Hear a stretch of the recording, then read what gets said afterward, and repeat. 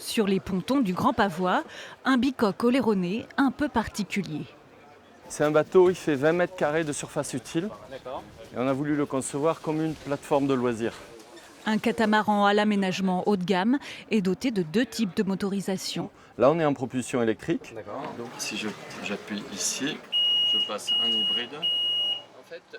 À bord, une innovation brevetée, une propulsion par tuyère, un système de tubes immergés qui facilite le pilotage.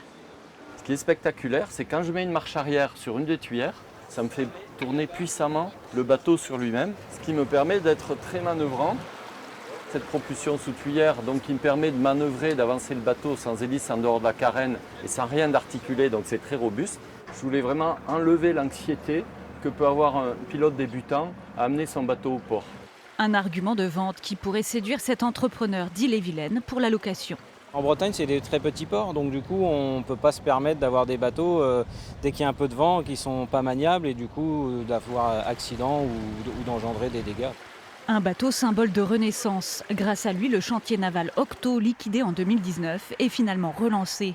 Et avec lui, son savoir-faire unique, celui d'un procédé de fabrication sous vide. Ça permet d'allier légèreté et solidité. Et comment c'est possible? C'est possible en faisant pas mal d'essais et puis en développant. C'est un secret industriel? C'est un petit peu un secret industriel, donc je ne vais pas tout vous dévoiler comme ça. L'entreprise cherche désormais à lever des fonds, 1 million d'euros pour booster le développement et l'innovation autour de Foil.